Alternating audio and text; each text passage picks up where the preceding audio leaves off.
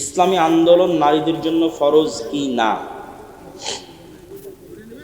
নারীদের জন্য ফরজ হচ্ছে খালিদ ইবনুল ওয়ালিদ, আমর ইবনুল আস, ওমর ইবনুল খাত্তাব, তারেক বিন জিয়াদ, মোহাম্মদ বিন কাসেম, এদের মতো সন্তান তৈরি করা। ঠিক আছে, এটা হলো ফরজ।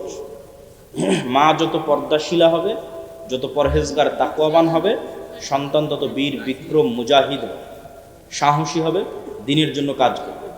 এক সালাহুদ্দিন আইয়ুবী মুসলিম উম্মার যা উপকার করেছে, লক্ষ কোটি মা রাস্তায় কাজ করে সে উপকার করতে পারবে না। কিন্তু সালাহুদ্দিন আইয়ুবীর মা যেমন ঘরে বসে সন্তান তৈরি করেছে, একজন মাও যদি ঘরে বসে একটা এরকম সালাহুদ্দিন আইয়ুবী দিতে পারে, ওইটাই জাতিকে মুক্তি দেবে। নবজাতকের চুল কখন কাটতে হবে? এই জন্য ইহুদি খ্রিস্টানরা যেন আমাদের মধ্যে এরকম নেতা তৈরি না হয়, তার আর একটা প্রজেক্ট হচ্ছে মেয়েদেরকে বেহায়া করে দাও। মেয়েরা যদি বেহায়া বেপর্দা বেলিল্লাপনায় যায় তো প্রজন্মই নষ্ট। কে আবার গোলামি থেকে আজাদ হওয়ার দাওয়াত দিবে? কেউ দিবে না, প্রজন্ম শেষ হবে। জি জি জি, বলেন বলেন।